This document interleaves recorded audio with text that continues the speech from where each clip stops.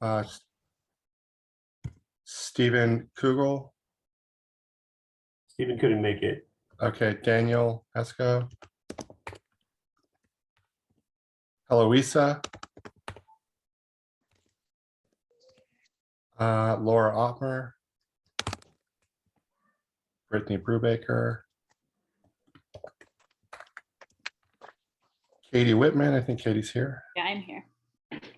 And Tally Here. is here. Patty Bloomer. Here. And Sean Keller's here. Laura Smith. Denise Johnson. Recording in progress. Chantel. Let's see, Patty's listed twice for some reason, and Steve Ibrahim. I'm here. All right, Laura Atmar just joined. Laura just joined. Thank you.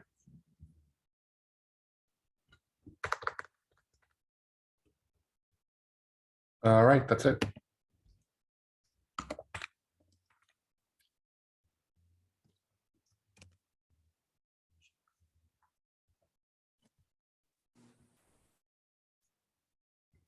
Okay, thanks for taking that really quickly, Eric. I appreciate that. Sure.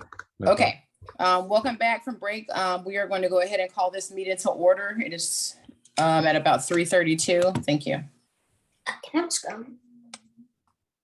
Yes, get your snack and please go. Okay, thank you. The first thing that we're going to do today is go ahead and approval of the previous minutes from March. So if everybody's got their agenda up, go ahead and open up that link for the March minutes, and we'll take a few minutes to look over that.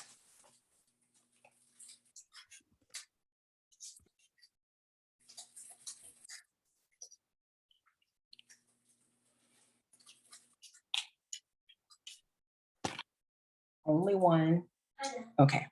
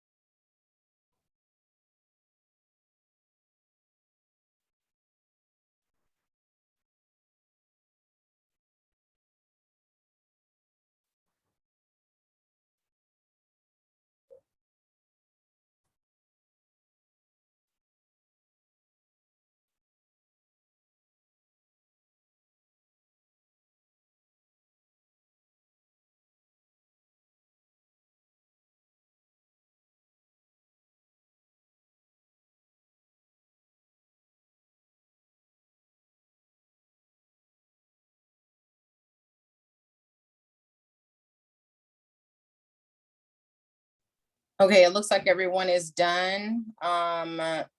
Did we see anything that we needed to change or that anybody had any concerns about?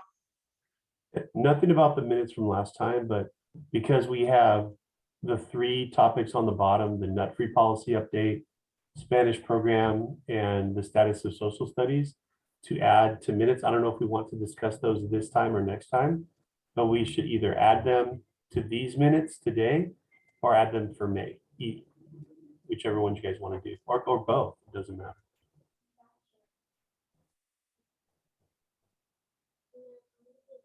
Does anyone have a preference? Well, it sounds like we have a lot to cover today, going over the survey results. I don't know if we'll have time. Agreed. I'd rather just put those for next month.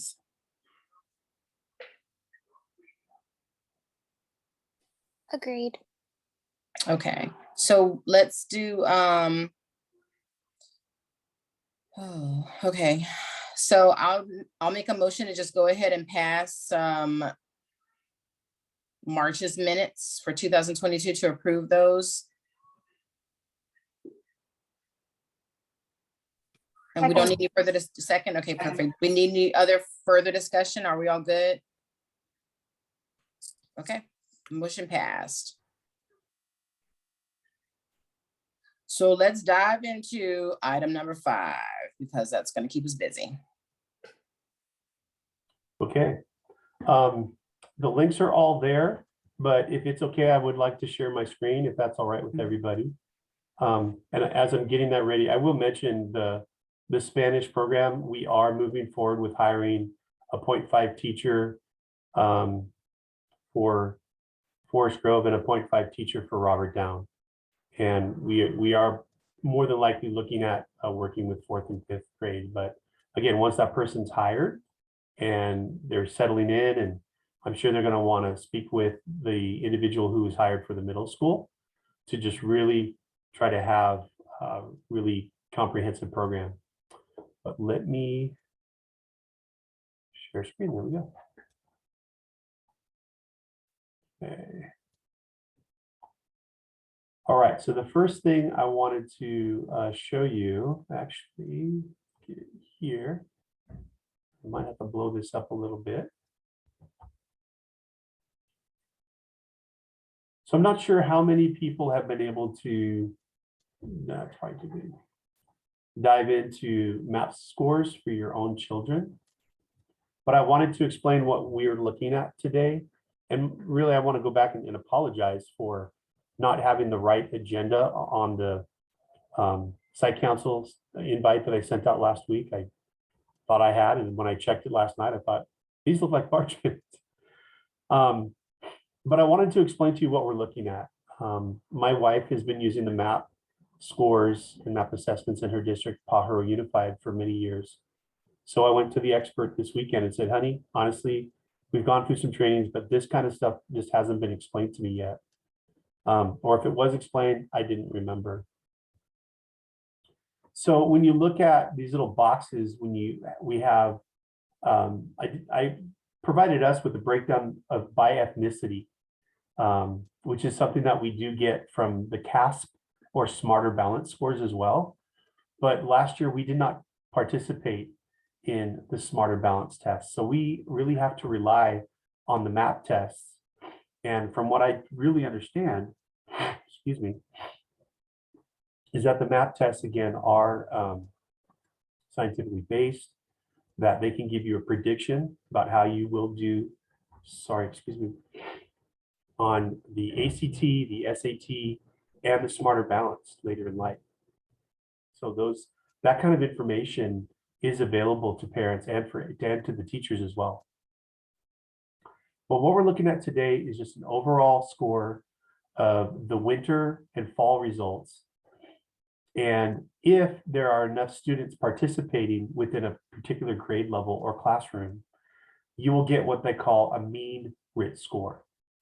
And the Writ is basically the gentleman who started this, his last name is Rash or Roush, and it's a Roush unit. So because he created this test, they named the scoring system after him. And it basically goes to from 100 something up to 350. And as you will see, our score, this is the mean Writ score for Robert Down 5th graders in math. This particular little box or table that I extracted. So our 5th graders in the winter scored a 222.3 Writ score for math. Going down, you'll see the next thing I circled is the district grade level. So district-wide for the fifth grade classrooms that we have and all the students that have tested in fifth grade, our students scored at a 218 Writ score. So the students at Robert Down are slightly doing better than the district average. And you can see that on the bottom, the grade level mean Writ, that is for all of the fifth grade classes or students that took the MAP assessment in the winter across the country. I don't know if Canada is involved in this, but I do know Canada does have the MAP as well. And I think other countries have the MAP also. But that's a question I'd have to ask. But you can also see that as a district and as Robert Down, our mean Writ for math is higher than the national average. So I feel pretty good about that as a principal. On the very, very bottom, even though this is a math thing that I'm talking about, I put both of the reading and the math Writ scores for the winter, where kids should be, where they would like them to be, and where they should be in the spring, or where we'd like students to be. And again, as an average, as a class, you can see that our students are averaging in the math over where we'd like to see them be. When my wife started looking at our scores, and I showed her what we're going to look at and dive into, her understanding at the high school level is that if your student as an individual gains 2 points on a Writ, that means that student has learned a year's worth of material and is showing the perfect growth for a student. Now, she's not sure if at the elementary level, if that point is a little bit different, those points, if it's 2 points, 4 points, 10 points, 20 points, she's not sure. And I did reach out to Mr. Binder and ask the exact same question. And I don't think he knows that yet either. We're still kind of still learning about the math as, as a district. So I want to get that answered, and I'll work with him to get an answer about that, about what is the number right now that we should be looking at from the beginning of the year to when the kids take this later in May, and to see if they have a year's worth of growth or more in their classroom. That's the key, because every single student has a different starting base for their Writ for the year. And what I have for kinder through second is the fall and the winter, because those are the only 2 times they've taken it. But what I did for third, fourth, and fifth, since they took it last year, I took that cohort and I added that into their scores. So let's just start with kinder. Okay. So you can see what's at the top here is we have the fall math and the winter math. So this is the first 2 things you're looking at. In the actual printout, you would see that little box that had the math and all the little table that I just showed you. That would be up above. But what I wanted us to be able to see as a site council was all of these scores next to each other. And unfortunately, they don't provide this as a printout. So this took me quite a long time to go into every single PDF, capture these lines, and put them next to each other like they're showing right now.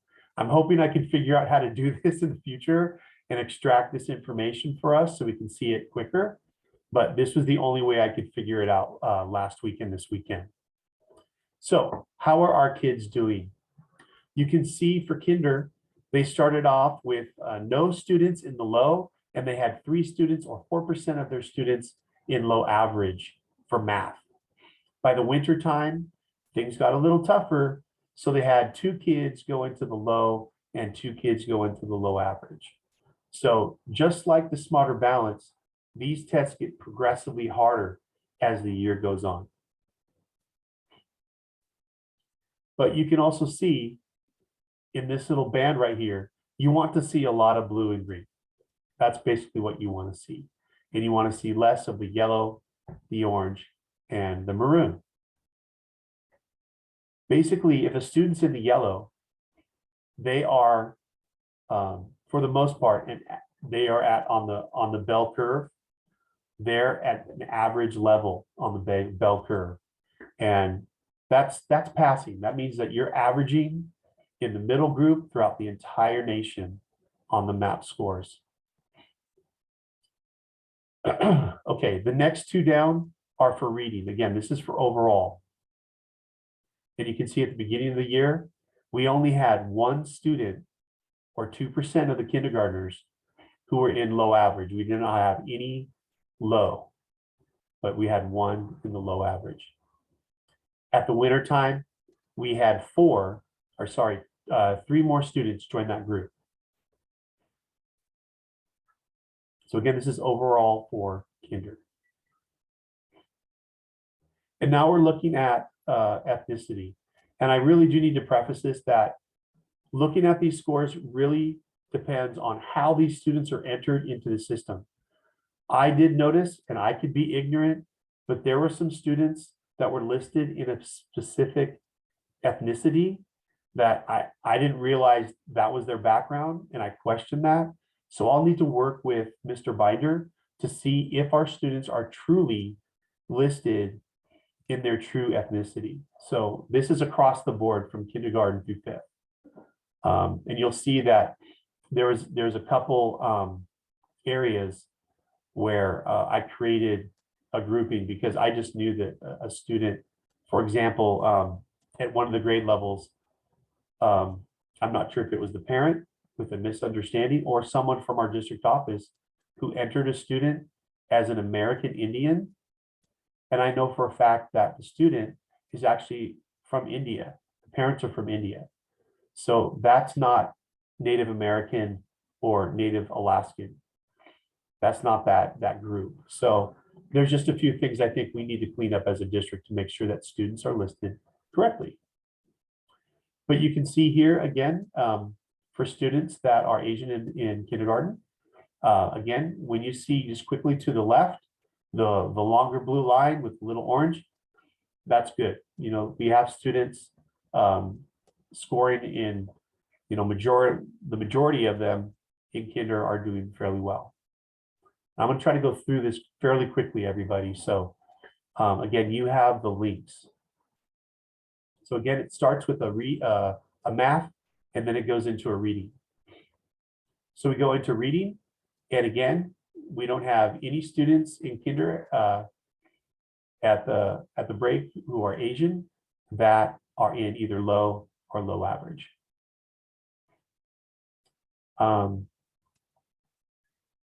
Again, they're listed, the next group is listed as Hispanic or Latino, but from my understanding, a lot of groups would like this to be Latinx. So I just listed that kind of at the top. If you've never seen that before, that's something that kind of the younger generation would like to be considered. So I listed as that. So the math is at the top, at the top of the page here. And you can see that at the beginning of the year, again, we had 1 student in low average. And then at the mid-year point in the winter, we had possibly that student or another student go into the low. And again, more than likely because these tests do get harder as they go on throughout the year. For reading, it looks like we started with 1 student in the low average.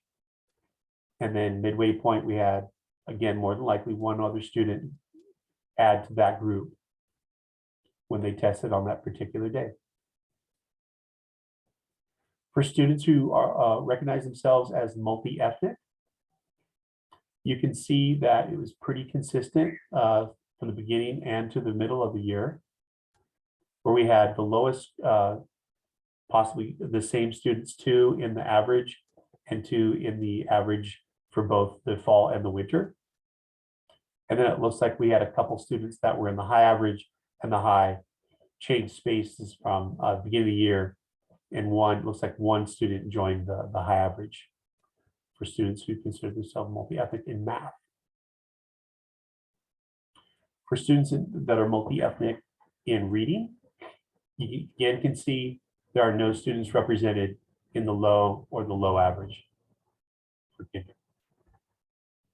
And for students who see themselves as white for math, we had 1 student in the low average and 1 in average.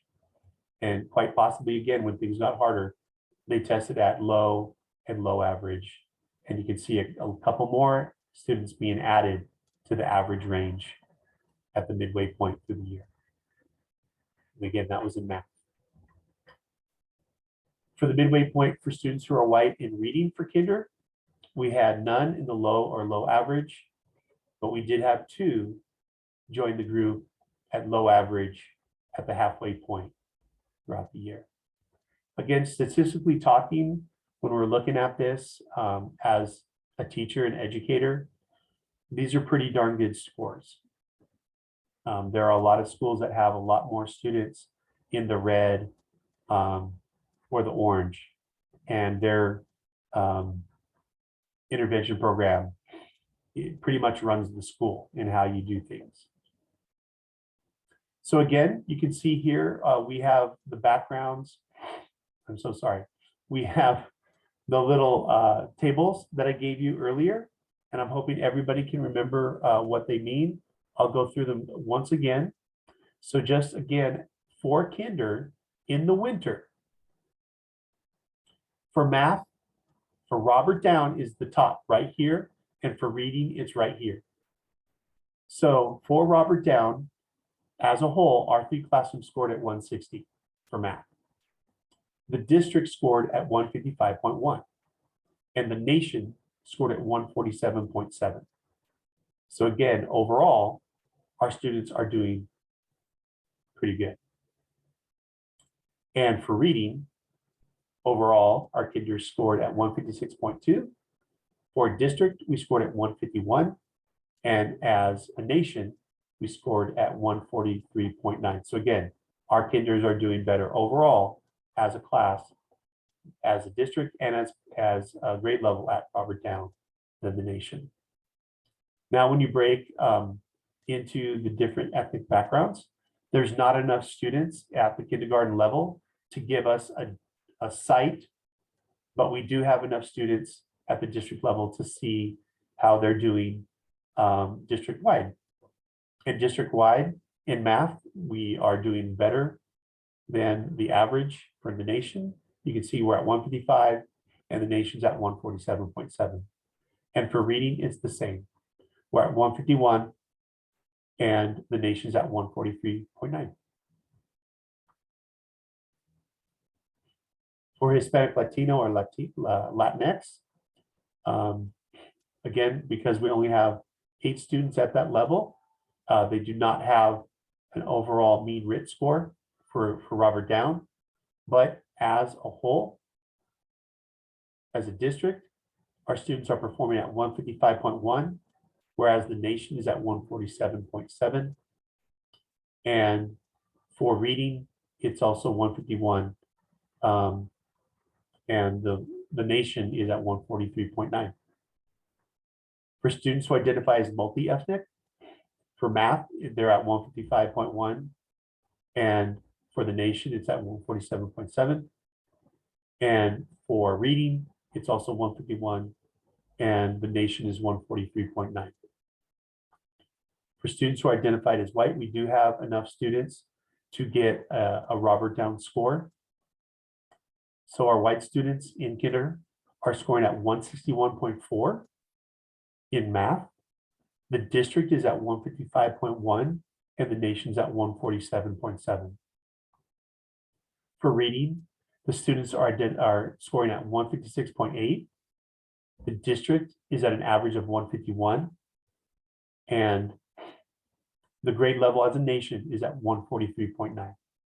So again, across the board for all ethnicities, and as a group, our kids are doing very well. Are there any questions so far? I had a couple of questions. So, I think this is my first time actually like seeing this broken down like this. Why is it broken up into ethnic groups? I mean, that seems a bit racist to me. Well, again, like I said, the CAST does the same thing. And for educators, we want to make sure that we're looking at this kind of data, so we're not leaving anybody behind. But as a school at Robert Down, if we're educating every child equally, I'm not 100%, especially in a school like Robert Down, where you have a handful of Asians or a handful of Black children, and now it goes into, oh, you know, 2 Black children are falling behind when they're only 5 to begin with. That just doesn't seem, that seems wrong. Well, again, let's say those students that are falling behind aren't getting any kind of services because people aren't looking at this kind of data. That's wrong too. And again, as the state of California definitely wants schools to look at this data because they want to make sure that we are providing equitable intervention services for students that are not doing well. Does that make sense? No, but I'll Okay. take that for now. Okay. Maybe I Again, could just jump in for a second, just to Sure. say, Valerie, to me, it feels and sounds really weird too, but I guess I would just say that I know that from K through higher education, this data is always collected, particularly, so I have a colleague who works in a higher education think tank trying to basically make sure that more kids are being able to get higher, get 2-year or 4-year college degrees. And basically what they're trying to do is not only track it this way, but refine it even more, basically saying that like Asian is too broad a category. And there are people from East Asian countries who have certain kind of, who are scoring certain ways that have access to certain things that South Asian countries or Southeast Asian countries don't have the same way. So it is basically to try and identify, okay, so even if the school is providing, let's say, a certain kind of curriculum, are there other things in the pipeline? Are there other infrastructural things that are, I guess, like Mr. Keller said, leaving kids behind? And therefore, what can we do? Do we need more after school programs? Are we provided lunches? All the different things that make up what someone's success is, and trying to say that, okay, well, structurally we have deficits, and it's not, even though in the classroom you may be saying the same thing to the group of people, there are other things that like basically predispose certain people to just do better, and other kids, even if they're getting that, they're not really going to get it. So what else can we provide, at a state or at a kinder or at a university level? So I mean, I agree, when we go through the stats, it feels really, really weird. But I guess that is like the national, it's not just California thing, it's a national thing from K all the way through college to figure out like where the deficits exist. Laura? Thanks. So I wonder, I can appreciate, Tally, what you're saying, and Valerie as well. I wonder though, is this information broken down in this way by race? Is this available publicly? Because I could see how privately it would be very useful. But if it's publicly, and if there's only a handful of Asian students at the school and we know that 2 of them are performing poorly, if that becomes public knowledge, it's kind of, it can be really sensitive information. So is this something that's kept private? But well, just the MAP scores may not be out there publicly, but the CAST scores, the Smarter Ballot scores, are definitely public. I see. Okay. And they're again put out by the state, and they are introduced to the Board of Education. I don't know if we've presented them to the Board of Education by ethnicity, but one reason why I wanted to do this is I don't want to hide anything with this group. You guys made it very clear to me at the beginning of the year that we needed to start doing things differently. And, when I was getting this information together, I saw that they had this report. And I thought, we never have looked at this as a school before. And, again, if you feel as a site council, this is something we should not be doing, then I'm fine with that. I mean, but I want to make it very clear to you that I'm looking at these scores, and I want to make sure that I'm not hiding anything. And if we see trends over the years, again, this is our first year using MAP. And if I see trends where there is a certain ethnic group that isn't showing improvement, and I'll be as bold to say as their white peers, then I want something done about that. And I don't want to put my head in the sand about that. And I agree with you. I think this information is useful.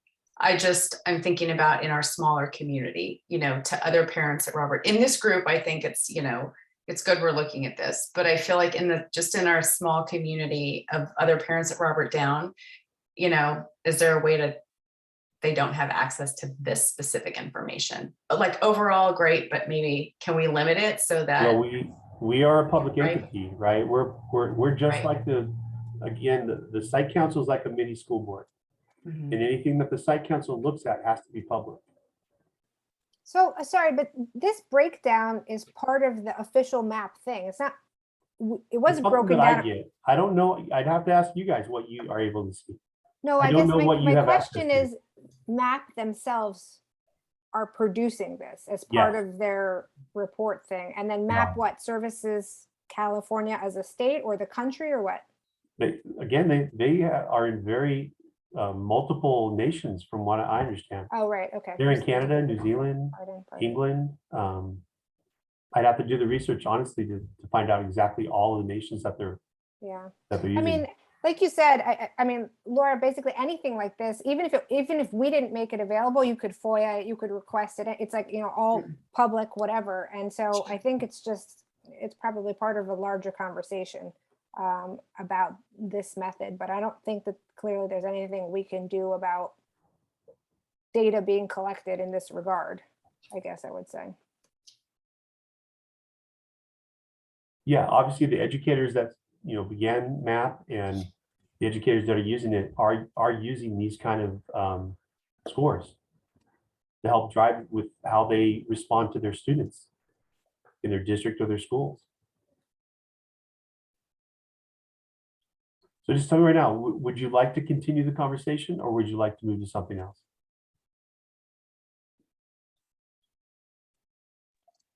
I think that I think Tali's right. I think it's a different type of conversation that I think probably needs to be on another platform. And even though I understand the reason behind it, and I guess your explanation behind it, Tali, the reality of the situation is if you look like the majority of the public, or even if you look like a majority of something else, but that doesn't look like the majority of a group that has the benefit on a regular basis, this is pretty rough to look at. And it's just not, I personally just don't think that it's, and I'm not so sure it helps. I think it does something else personally, in my opinion. But that being said, I'll figure out what platform I need to have that conversation on, because I don't think this is it. Okay, well, to be very clear with you, districts that use MAP or any other, CAP scores, if they continue to use CAP scores during distance learning, they have these kind of conversations all the time. It's not foreign to them. And that's why I wanted to bring this forward. I'm glad you're sharing how you feel, everyone. But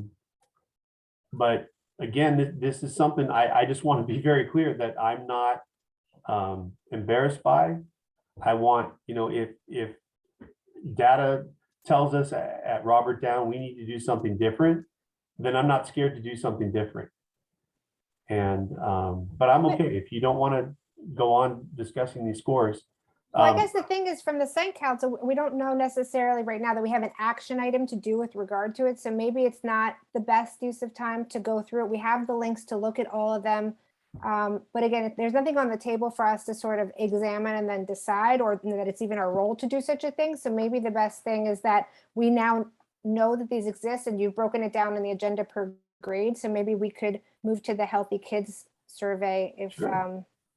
if others want to do the same thing.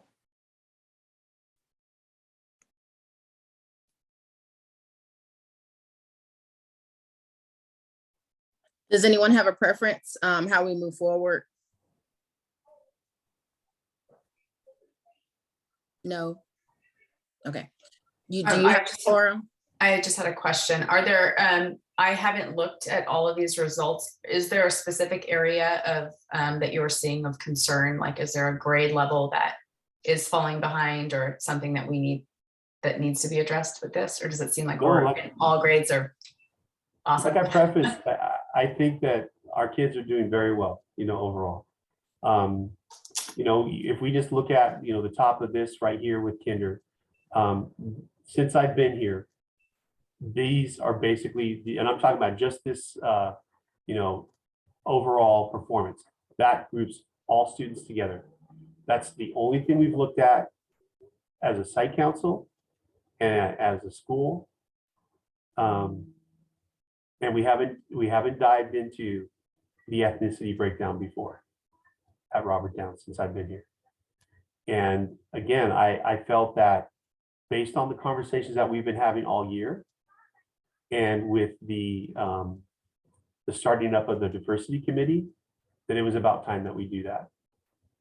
So that's why I brought them forward here. Again, at other schools, they do look at this data, and it does drive them to create some goals for the following year's SIPSA. But I will say that I know as the principal that the students that are in the red or the orange are getting the help that they need through intervention. But again, I don't want to hide the fact that I have this access to this and that I'm seeing it. And to me, again, I feel that as the leader of the school, I want any parent to be able to see this information and be able to come to these meetings and say, hey, Mr. Keller, I was looking at this breakdown and I'm concerned about blank. And it might be something that I'm not concerned of, but they are. And again, I'm not afraid to shy away from that conversation. So, okay. So again, I'm gathering that you guys would like to go on to the Healthy Kids survey. Can I just add one quick thing, if that's okay? Yeah, go ahead. Daniel. Yeah, thanks. I actually work in educational assessment, so I might be able to provide just a little bit more information, some of my own opinion just about it. And I am familiar with the MAP test. Yeah, I mean, I was hearing everything that everyone was saying and just was going to add that, yeah, on the one hand, there's all kinds of state and federal reporting. And so a lot of this demographic information feeds into that. So, as a whole, you can really identify if there's some issues of concern, things that need to be addressed. I also agree, though, that I think a lot of these numbers are not statistically meaningful, and so it can be like misinterpreted, right? If you're talking about 5 students and how 2 of them have done, that's not.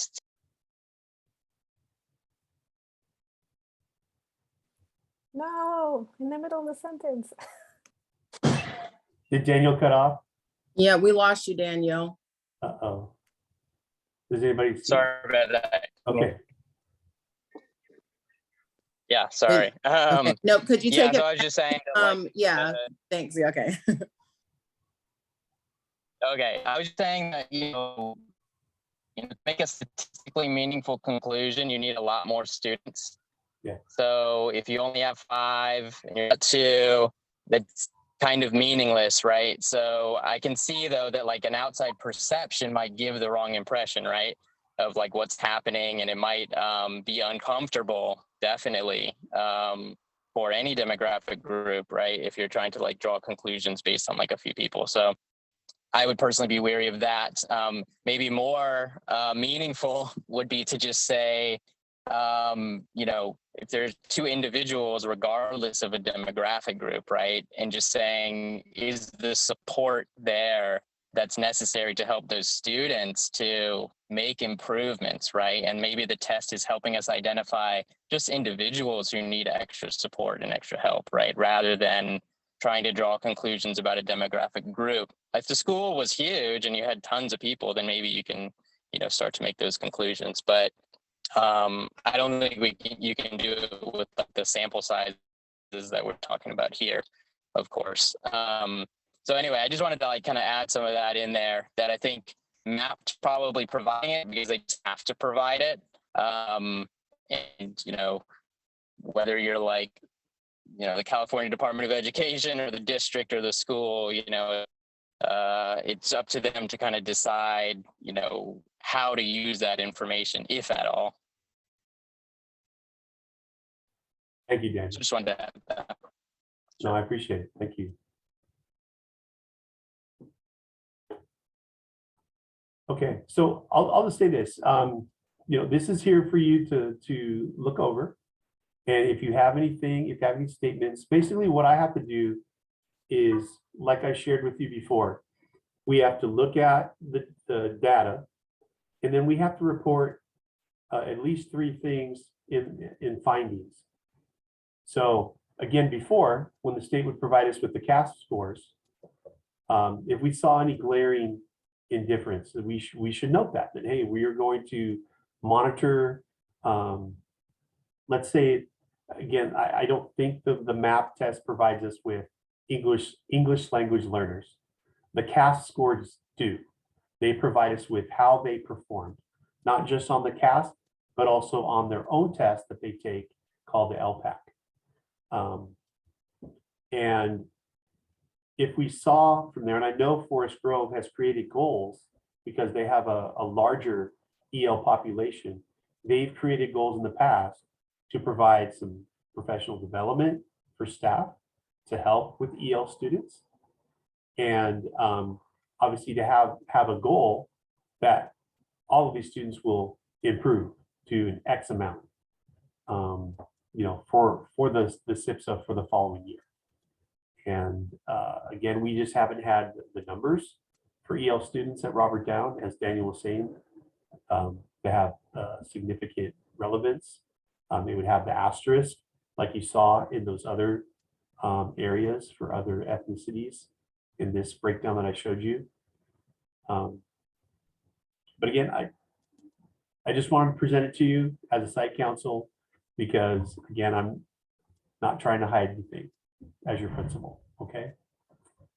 But let me go ahead, since I'm sharing, go ahead and get over to the, here we go. All right, so this is the student, I believe, results. Let me make sure it should say main report. It's way up here. Yeah, main report. So that means it's talking about the students when it says main report. So we had, at the time in October or November when this was taken, we did have 80 students in the 5th grade. Right now, we have currently 74, but we're having a 75th join us this week. So we had 49 students with 61% response rate. And I don't know why 2 students said that they're doing remote learning only. We haven't been in remote learning the whole year. So I think that may have been user misunderstanding or trying to be silly. And again, we should have had 100%, but we had 4% say that they were in remote learning. We have the breakdown in gender here. Oh, sorry. This is the ethnic breakdown of the students who responded. Again, this is something that's very natural in a lot of reports that we get for education. And this is kind of important too, because again, when they took this, this survey, we didn't have any after school programs going on because COVID was more rampant than it is right now. But I think if we were to take this now, some of these 77 kids who are not doing any after school programs would probably say, yeah, I'm participating in drama or I'm coming to Lego robotics. some of these kids may have thought, oh, this is BASRP. And you can just see that, there are just a few fifth graders that are participating in BASRP some days of the week.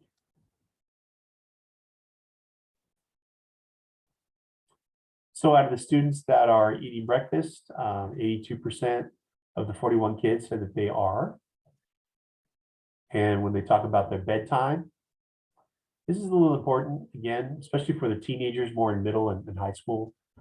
If they're getting to bed pretty late, but you can see here, again, are they really truly getting to bed after 12 a.m.? That's important to know. Again, if they're telling the truth, and I would say even for the group of kids that are saying they're going to bed from 10 through midnight, so that's late time right there, 18% are saying that they're getting to bed late. And they could be, quite honestly. Again, at the high school level, I'm sure middle school as well, the kids that have the iPads, that have the iPhones, that are doing social media, this is the peak time when kids are talking to each other through social media. So that's just my warning out there. Keep the tech away from your kids, take it away from them at night, keep it by your bedside, not their bedside.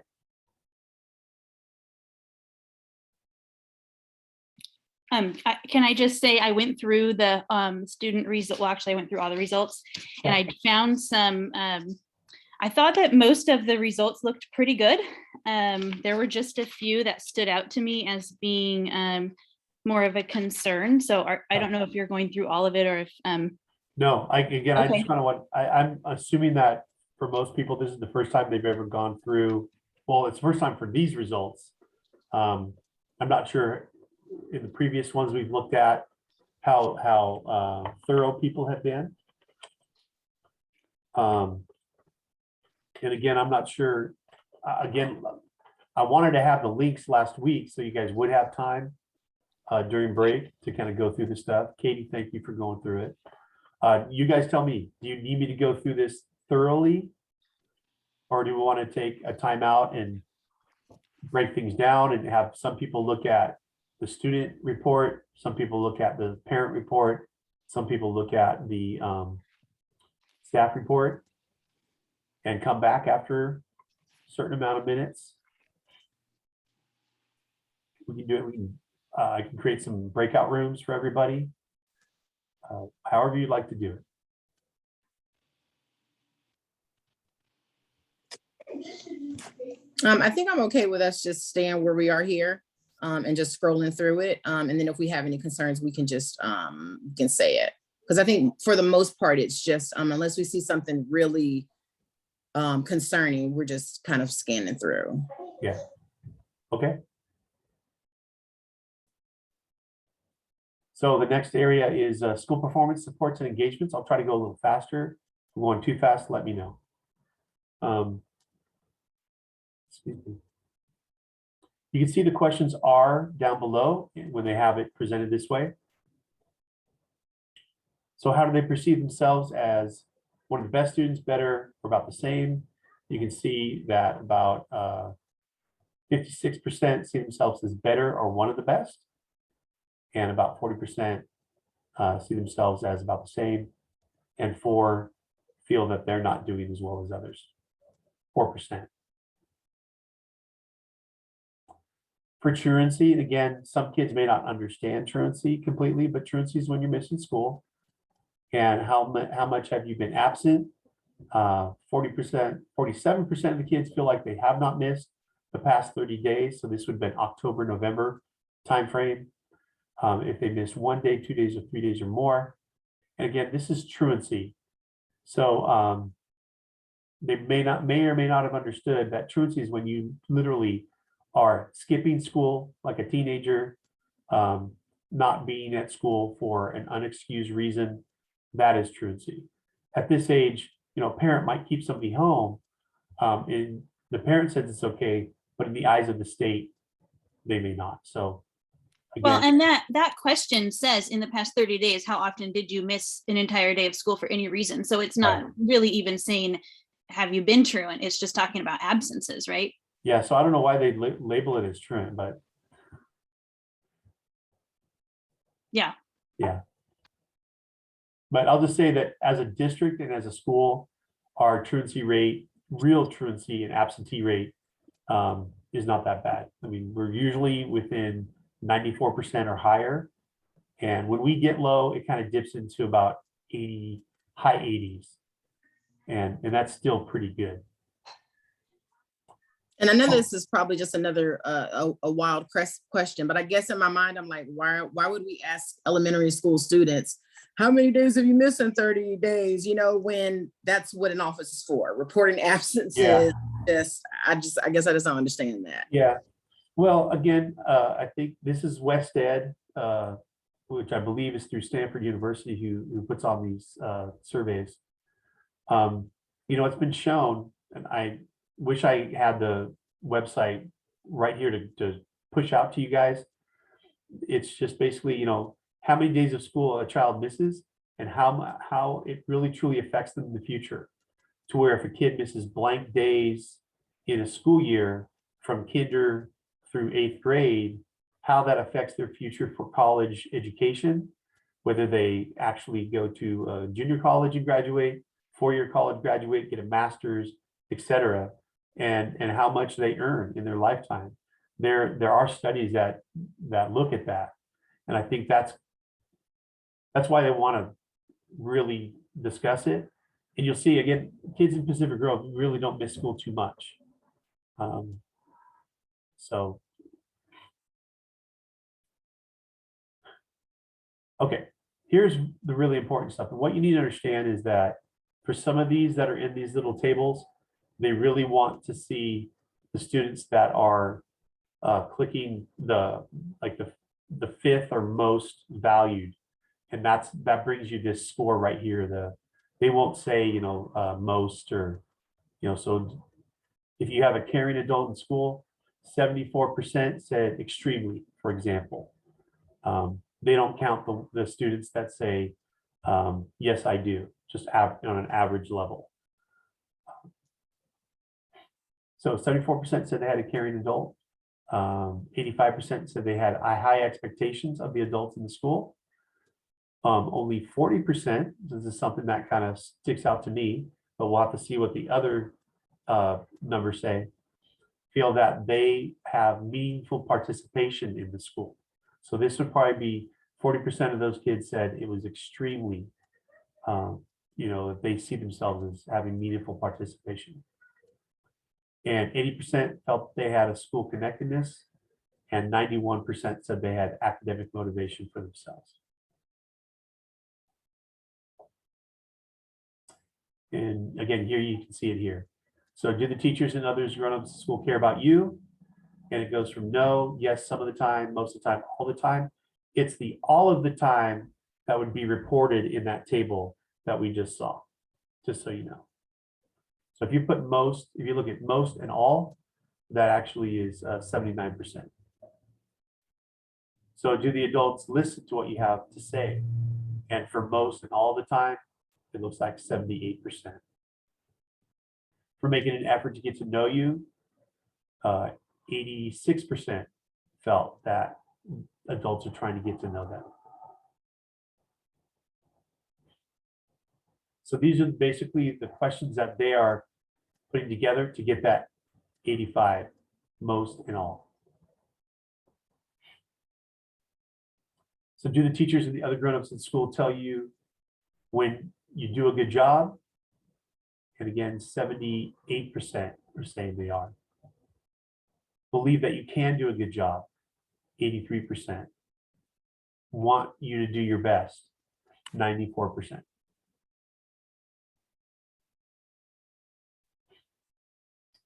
For meaningful participation, are you given a chance to help decide school activities or rules? And I can see here, this has kind of been the same throughout the time I've been here, 10%. Do the teachers and other grown-ups at school ask you about your ideas? Again, pretty low score, 44. Do the teachers and other grown-ups give you a chance to solve school problems? Again, lower score, 36. Do you get to do interesting activities at or when you participate in school? And this gets a little higher with it looks like 60, 64. I just wanted to go back to, so I'm comparing, I've got the, From last year? yeah, I've got last year in Great, front of thank you, me. Laura. And I'm just looking at, do the teachers and other grownups give you a chance to solve school problems? Last year, it wasn't answered because we weren't in school, but the year previous, I have written down here that it was a 10. So no, never was a 10. And so that's doubled as we're in school. So from 2019 to 2020, the answer was no, never came out as 10. So it's just doubled. So that's kind of what I'm looking at. I've got Okay. 2019, 2020, 2020, 21, and then this. So I'm kind of comparing all three because it was in school, not in school, in school. So that kind of brings up a little flag for me too there. Thank you for pointing that out, Laura. Mhm.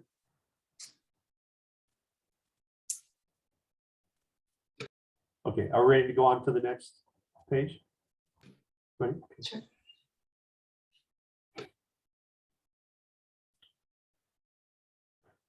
Okay, I think we already, oh, sorry, no, we haven't. Are you given a chance to help decide class activities or rules? And again, about 29% think it's most or all the time.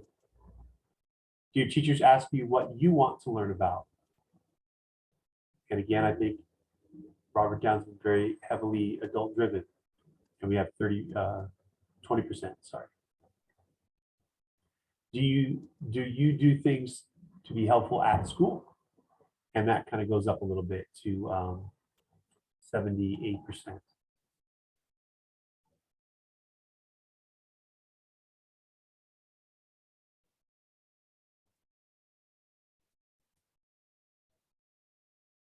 So again, these are the questions that provided the school connectedness score. Do you feel close to people at or from the school? And for most or all the time, that came out to 60%. Are you happy to be at this school or with this school? And it was 86%. Do you feel like you are part of this school? And that's about 74%. Do teachers treat students fairly? And that is 90%.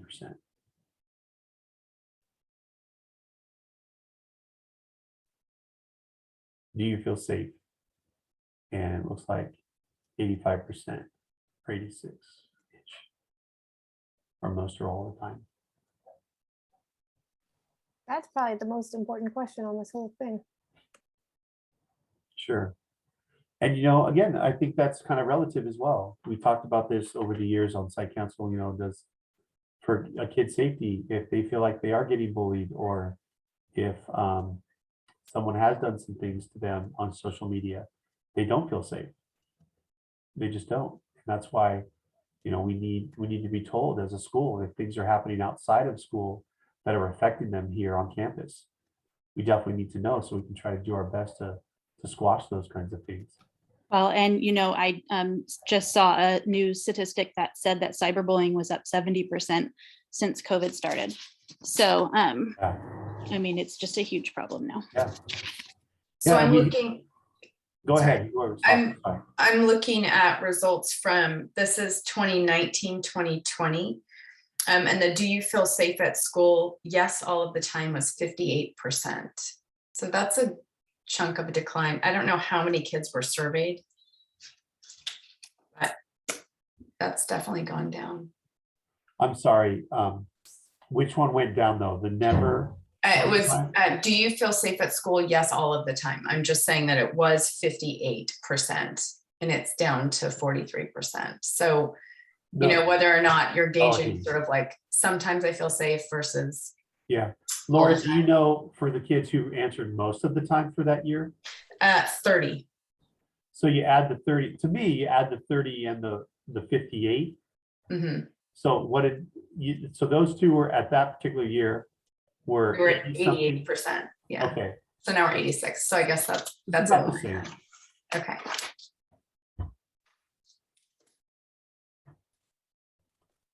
Okay, and again, the academic motivation was 90% overall. Here are all the questions that they asked to get there. Do you finish all your class assignments? And for most and all the time, it looked like 96%. When you get a bad grade, do you try even harder the next time? Again, 96%. Do you keep working and working on your schoolwork until you get it right? And this was a little bit lower. Looks like 80, 82. Do you keep doing your schoolwork even when it's really hard for you? And it looks like that's at 90%.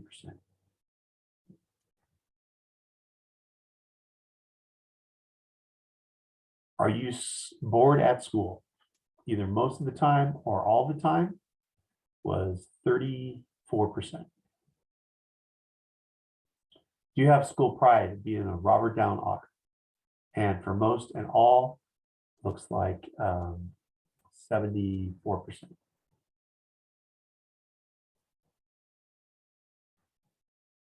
Laura, do you happen to have that for 2019? They asked that question that year? Yeah, so 2019, do you feel proud to belong to your school? No, never was 5. Yes, some of the time is 13. Yes, most of the time is 23. And yes, all of the time is 59. Okay. So pretty close. And then nothing last year. It wasn't asked. Thank you.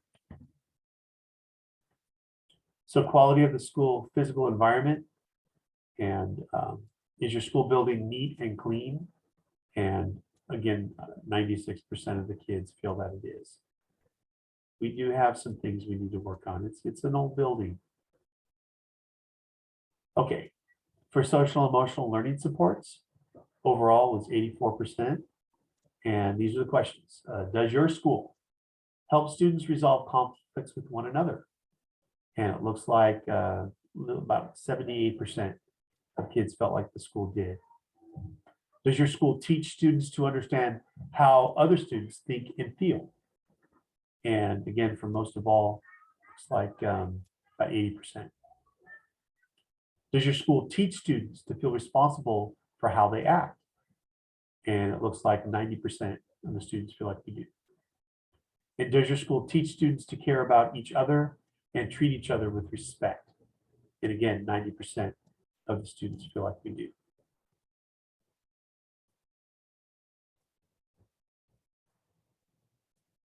Are teachers checking in on how students are feeling?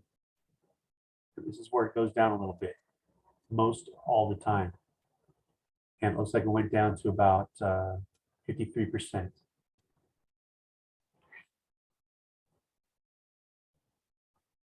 Are students at school motivated to learn? And the students felt like 71% of the kids felt like the students are motivated.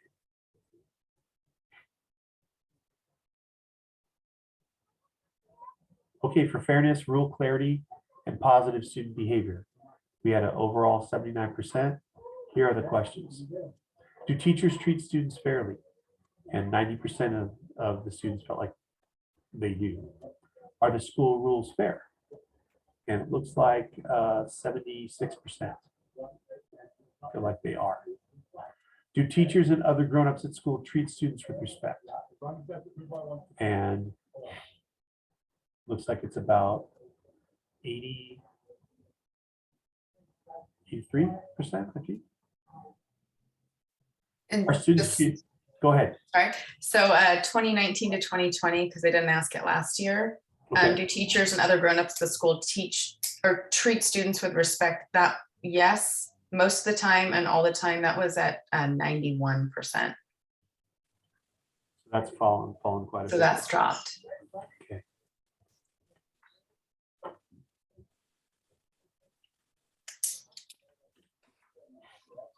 Are students treated fairly when they break school rules? And that looks like about 60, 68. What was it back in 2019, Laura? 69. 69%. Thank you.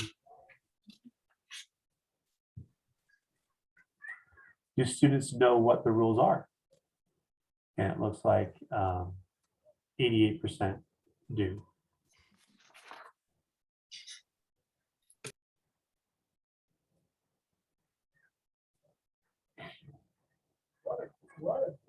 Okay, this looks like for positive behavior. Do you follow the classroom rules? Yeah.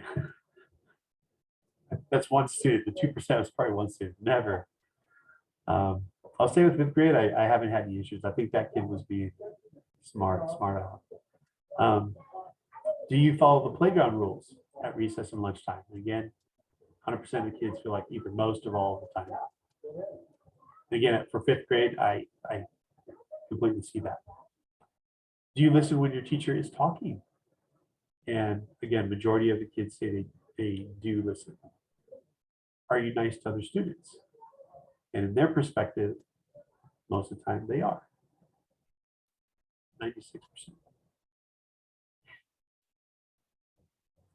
Are the students at school well behaved? And I'm interested in knowing what the percentages were back in 2019. They are almost exactly the same.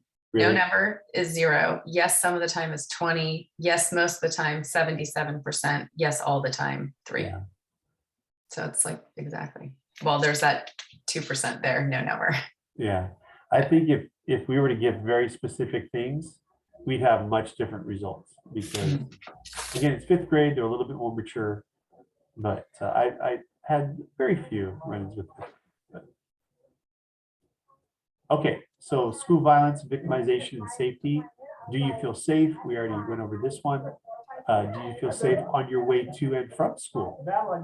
And you can see that again, if there are kids that are having some issues. Personally, I have not heard of anything going on with kids either walking or riding their bike to and from school.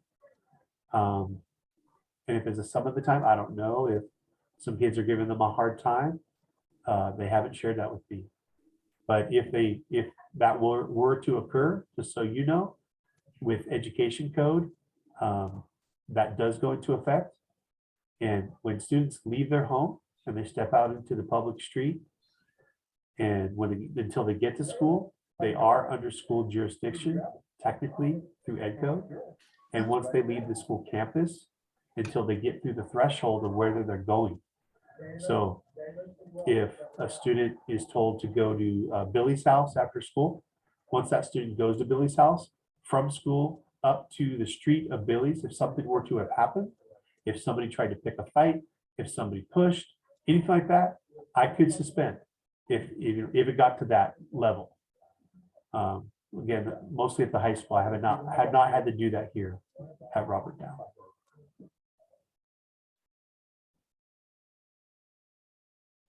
So here are all the other questions. Do other kids hit or push you at school when they are not just playing around? I'm glad they added that. They used to not have that clarification.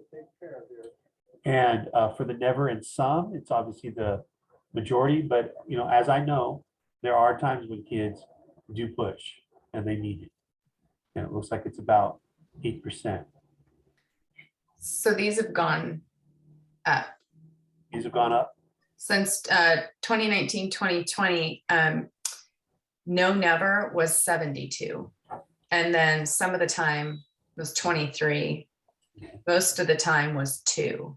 So there's an increase there. And then 0. all of the time that's gone down. That was 3 and now it's 2. But the no, never has definitely, it was 72. Yeah. Yeah, I have, and I have to go get my kids, but I definitely tables 9.2 and 9.3 and 9.4 are concerning because it's about half the kids are reporting problems. Okay. Which is what I'm coming to talk about. Yeah. Katie, since you have to go ahead. Okay, all right, thank you. Those were my big ones for the kid survey. And these are 9.2, 9.3, and 9.4, correct? Right, exactly. So Okay. right where we are with spreading the rumors and lies is a big problem. Making mean jokes about people. I mean, that's all bullying. And then the cyberbullying statistic, that's pretty bad. But it's right in there with the average. So a national average is about 37% of students have been cyberbullied. So that's about 28, it says on here. So that's about right. And then being teased about body image, like 43% of students. So that's a huge problem, I think. But we And don't that went ask that up. question, right? That went up from 22%. That was a big one for me too, yeah. Right. Yeah. 22% in 2019. Katie, the question about body image though, is that lower on this questionnaire or? This is 9.4. Have other kids at school ever teased you about what your body looks like? Got you, okay. Yeah. Yeah. All right, next page or. All right. Thanks. I gotta go. Thanks, Katie. Thank you.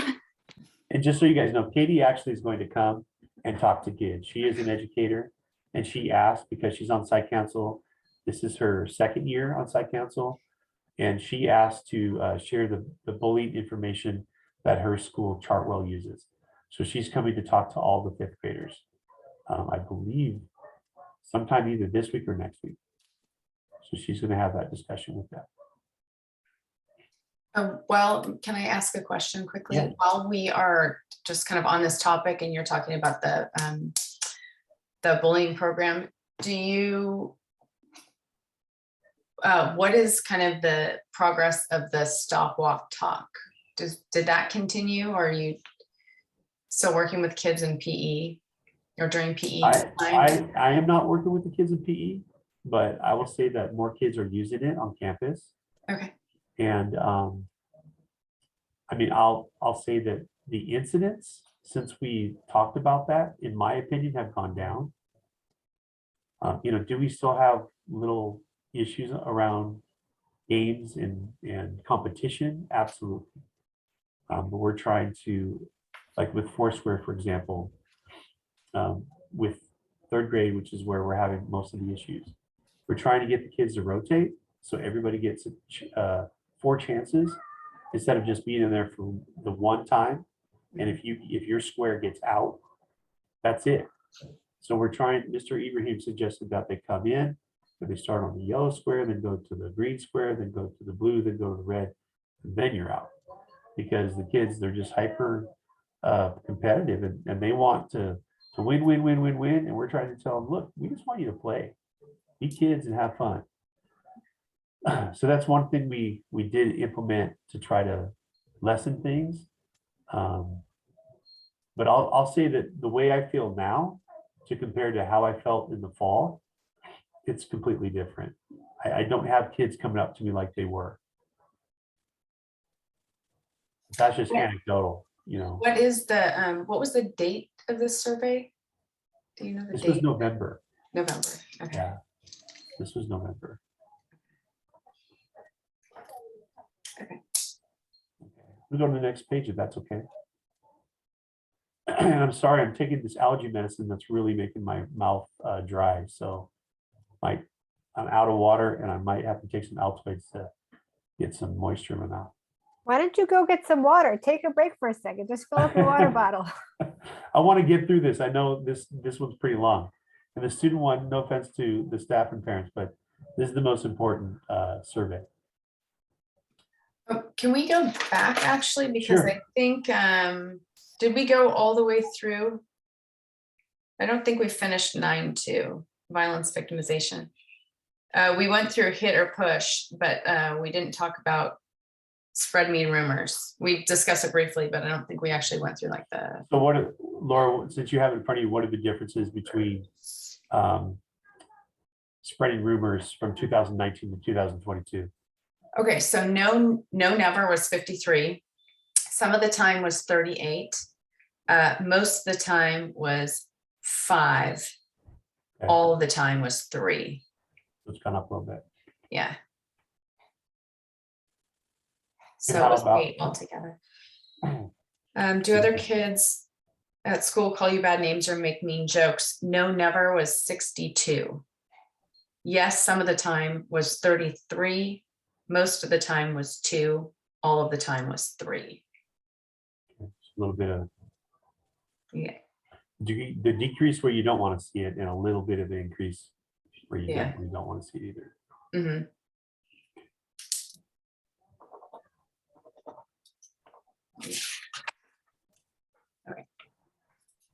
Okay, and cyberbullying, where I know Katie was mentioning as well. Did they even have the cyberbullying question a couple years ago? They didn't, but last year they did. And no, never last year was 82. Yes, some of the time was 13. Most of the time is 0, and all of the time is 4. So that So it looks like it's the sum of the time that really went up, and the no, never. Yeah. And again, I'd have to guess, but the 4%, which out of 41 is probably 2 kids maybe, but they probably have a tablet or a phone. Not blaming them, just saying that they have that. To have that occur, you have to have the tech in your hands. Well, and there's that 11% just in the yes, some of the time. That's an 11% increase from last year. And which is kind of amazing because they were online so much last year that there's been an 11% increase and they are in-person learning. So this is right. Yeah, and again, I don't think we asked the question in the survey. How many of you just got a new phone or got access to a new tablet? That's, I think, an important question to ask to understand why those increases are happening. So this was something that Katie was talking about body, being teased about the body image. What was the number of yeses in the past? 22. Yeah, this is It wasn't asked last year. It was asked in 2019, 2020. Okay.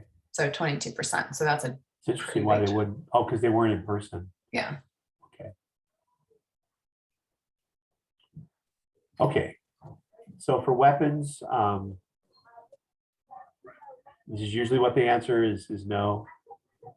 And saw another kid. I'm assuming this is a higher number than in the past. Yeah, it was 12. In the past, okay. Yeah. 12. And you know, when we do like this year, a girl grabbed a knife from her kitchen to cut her sandwich in half. And you know, the good thing in this student next to her said, "Oh, so and so has a knife." And I thought, "Oh my gosh!" But again, it was just an honest mistake. She put a knife from her kitchen in her lunchbox and brought it to school. And I called the parents right away and said, "Hey, you need to come pick it up." There wasn't a malicious intent there at all.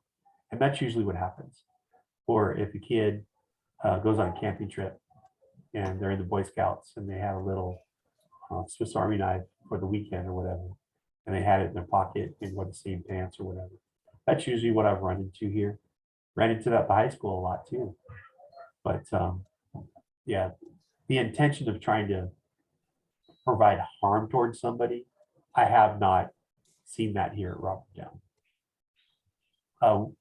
We already went over the numbers from previous, correct?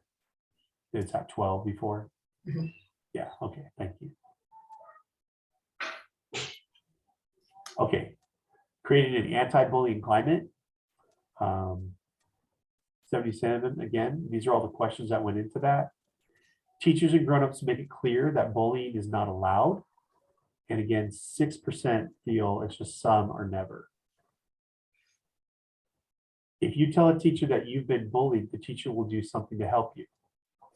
And 15% of those students felt like it was never or some of the time. Students at or from your school try to stop bullying when they see it happening. And I'm guessing that this is possibly an increase from before. So it's like never or some of the time was at 49%. What was it in the past? No, never was 12. Yes, some of the time was 33. So that was 45. Almost the same. And then yes, most of the time was 40. And all of the time was 15. So that's the same. Okay.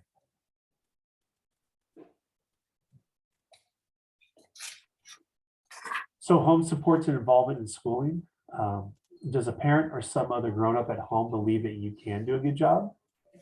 And again, the majority of kids feel like their parent or guardian are doing that, 96%. And does a parent or some other grown-up at home want you to do your best And it's the same, 96%. For parent involvement, does a parent or some other grown-up at home care about your schoolwork? And again, it's at 94%. Did the parent or guardian ask if you did your homework or schoolwork? It's at 88%. Did the parent or guardian, sorry about that, check your homework or schoolwork? And I'm not sure if this has gone up or down. It's gone down. On down, okay. Yeah. Yes, all the time was 33. And now it's 18.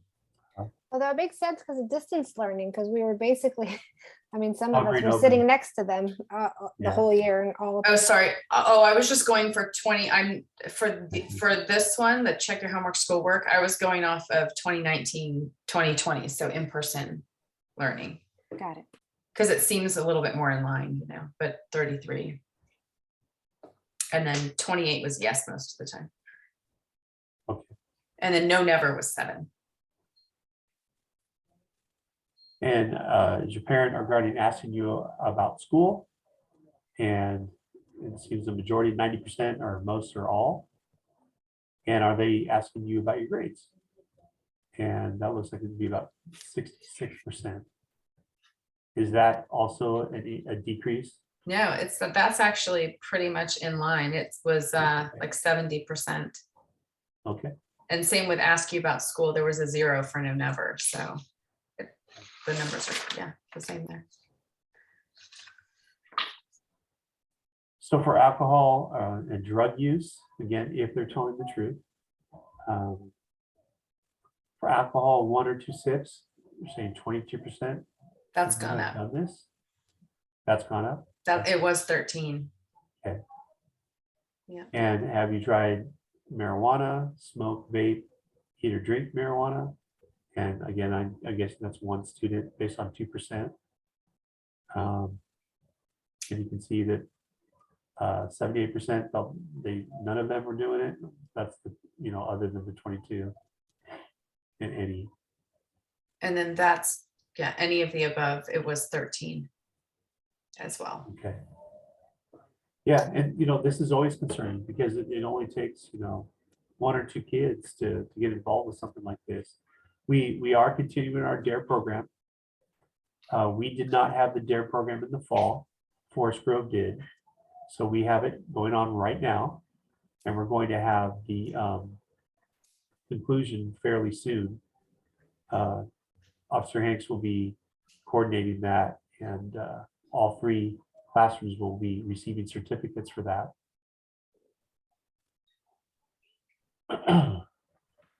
So for the perception of health risk of alcohol and marijuana use, for alcohol, no, it's not that bad. Yes, it's a little bad, or yes, it's very bad. 4% felt like it's not bad. 53% a little bad, and 43% very bad. Did they have those indicators before, Laura? Mm-hmm. Yeah. Yeah. What were the numbers in 2019? So in 19 was no, not bad was 2. Yes, a little bad was 47. And yes, very bad was 51.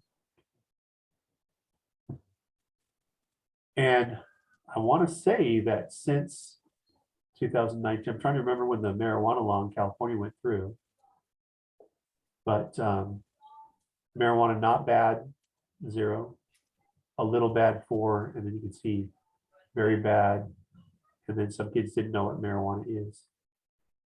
So did they have the same question back in 2019? Yeah, so no, not bad is 0. Yes, a little bad was 2. Yes, very bad was 67. And I don't know what marijuana is was 32. So there's more kids saying they don't know what it is now, which is, I guess, good. Okay, and for cigarette or vaping, if they've ever vaped, 4% said that they did try it. It was 0 in 2019. And do you think smoking cigarettes is bad for a person's health? Not bad, 2%. Yes, a little bad, 2. and very bad is 96. You think vaping is bad for a person's health? A little bad, 8%, and then the rest feel like it's very bad, which is good. And that was 98%. Yes, very bad for vaping. Okay, and again, I think our district has already responded to a question like this. We will have another counselor helping Miss Sonda next year. And the person will be on a temporary basis. But for students who feel frequent sadness, never is only 10%. Some of the time is 76. Most of the time is 10, and all of the time is 4. Do you feel good and happy? Never is 4%. Some of the time 18. Yes, most of the time 61. And yes, all the time 16. So Laura, how do those two compare? I'm not seeing those in here under that section. Weren't there? but Some of them are a little out of order, but I can. Okay. Well, I know this was on there before, and I want to say that the results of these in the past helped the district decide to increase both Sonda Fruited and to hire Zoe Roach over at Forest Grove. So I think that the district has been paying attention to these kinds of questions for the kids. Okay, again, you can see the ethnic breakdown for certain questions. For the school connectedness, it looks like statistically, out of the 41 students that were questioned, only the white population had a statistical number that was reported for school connectedness and for academic motivation. And the same thing for school boredom. 38% felt they were. For caring adult, 74% felt they did. High expectations was 86. And again, it's all the different things, but again, it's only the white population. So I found the frequent sadness. Oh, you did? Okay, go ahead. So that was, and this is, so 2019, 2020 was no nevers 22. Yes, some of the time is 62. Yes, most of the time is 13. Yes, all of the time is 3. And they did ask last year, and no nevers 24. Yes, some of the time is 67. Yes, most of the time is 9. And yes, all the time was 0. And that was frequent sadness. And then, do you feel good and happy is back here. And that is, I only have results for last year, and that was no never is 2. Yes, some of the time is 20. Yes, most of the time was 50. And yes, all of the time is 27. Yeah, so again, in the findings, these are things that I will note, you know, for this area and for the areas that just really have stuck out. The bullying, cyberbullying, those are the things that I'll report out. And along with the speaker, Laura, that you asked us to get, just, you know, I did call him and reach out, and he hasn't gotten back to me. But Which one? Oh, was Kyle? that was for the Kyle, Kyle was the allergy. right, I know. I'm just Okay. thinking about speakers. Oh, I see. So Katie obviously offered to do to be a speaker for free, but I still would like to have somebody come out next year when it comes to bullying. And I think I had sent you a link. I want to say it was a team of, I can't remember their names, but I'll find the email and I can send it to you again. Just Yeah, because I had looked into them as a team Mhm. before, but they were just quite expensive. So if okay. they offer a discount like Kyle does between 2 schools, that would be great if we can work it out with Forest Grove. Because I know Buck Rogaman, sorry, will be more than happy to have a speaker that we have to that magnitude to come and talk to his kids as well. And who knows, it might be a speaker that we could get over at the middle school as well. We could really save some money. Do you want me to reach out to them and see if they're willing to do that? Yeah, if you don't mind CCing me and have them contact me, because if they are able to do it and I can get in the budget part of the SIPSA, I have to have exact dollars. Mhm. Okay. So I need to report on that. Can we go back to the connectedness and those questions that were broken down by ethnicity? Yeah, sure. Okay, so I won't stay on this for too long, but I also think that, like, you know, these questions are important. And if you have children of color not answering these questions in school, to me, that feeds into, that also feeds into the other information that we were looking at earlier, right? Because I think that those things contribute to children of color being able to be successful in school. If they don't feel connected, if they don't feel academic motivation, if they don't feel that they can answer in a positive way that their white peers can. Yeah, it's not that they're not answering, Valerie, it's that, like Daniel stated, that statistically speaking, either one, that particular ethnicity is not represented in that particular grade level, or the number of students from that particular ethnicity, the number isn't statistically valid. Got it. Okay, but then how do we track right for this one? We have to find with this particular survey, we don't get the results back. So we have to trust that West Ed is giving us valid results.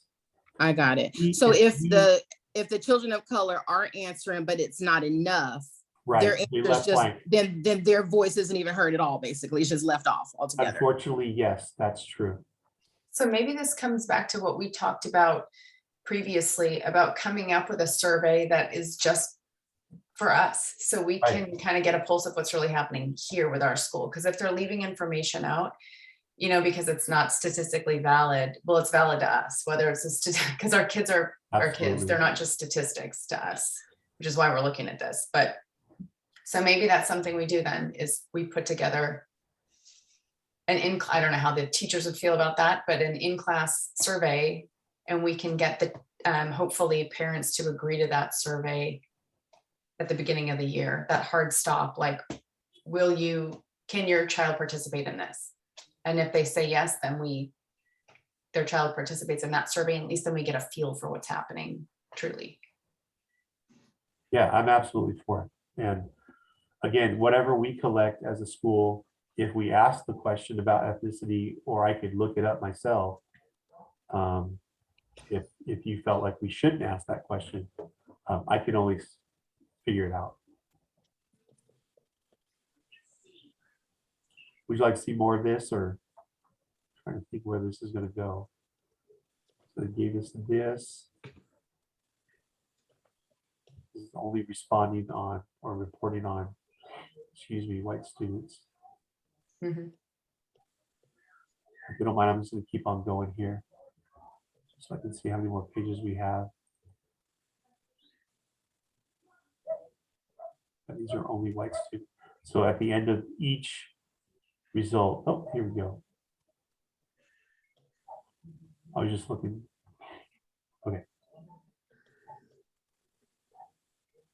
So again, when you're just looking at these results, you want to see, is there anything, major, is for just like the anti-bullying, or if they feel like they're sad, is there something happening to boys more than girls, or vice versa? Looks like these are pretty even across the board here.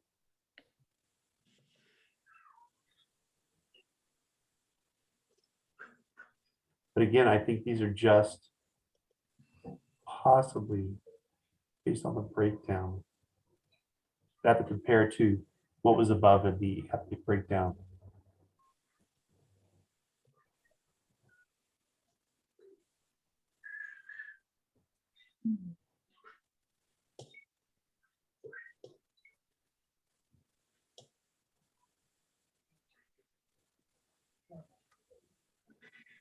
So there are some gaps. Yeah. With gender. It looks like it was the same students who answered that they had used marijuana were also vaping. And you can see the boys are saying that they're drinking more alcohol than girls slightly.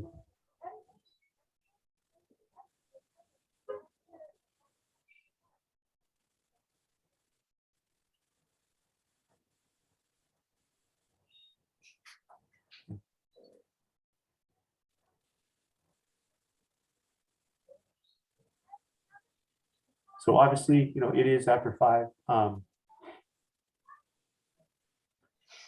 If those of you who have the time, if you don't mind going over the parent results and the staff results, I'll definitely be working with my leadership group and my staff with the staff results.